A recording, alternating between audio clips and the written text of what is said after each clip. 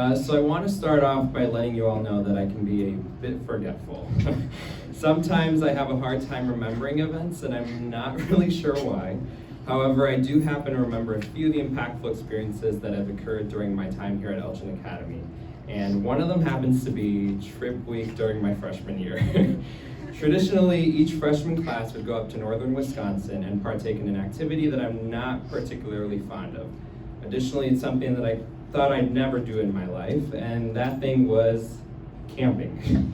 I'm not quite the outdoorsy kind of person, so it was definitely an interesting experience.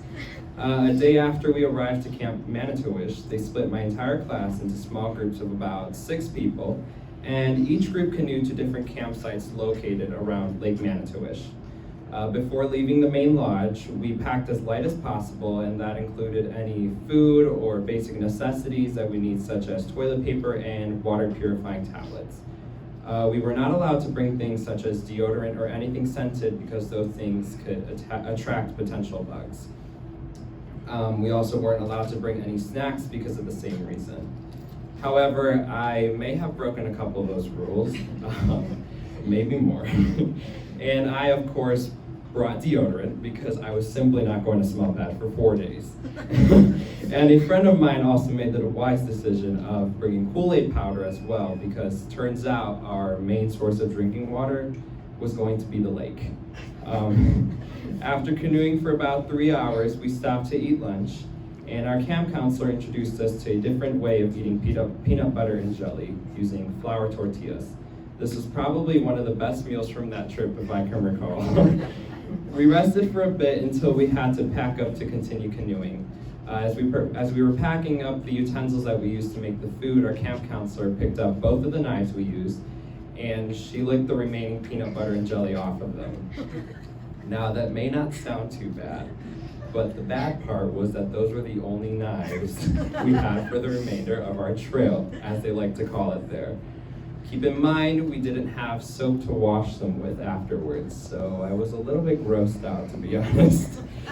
After lunch, we kept canoeing up the lake, and I decided to switch canoe partners. My new canoe partner and I were not the most cooperative, and at one point, we began to stray behind the rest of the group while we were in the middle of a spider-infested stream. We began to argue and blame each other for staying behind the rest of the group, and for some reason, we thought the best way to resolve the problem would be to switch seats in the middle of the river. So we did exactly that, and as a result, the canoe almost tipped over while we were extremely behind the rest of the group. We were so behind that we couldn't even see them anymore, but did switching seats allow us to move faster? No, absolutely not. I honestly don't know what we were thinking during that moment, but on the third night out on trail, we ate a combination of chili and mac and cheese. Our camp counselor insisted on adding onions to the chili mac, although my peers and I were extremely against the idea. We tried it, and it was bland and not really good.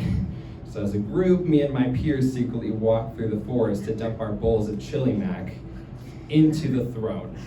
The throne, for those that don't know, is essentially a toilet situated on a small hill in the middle of the forest.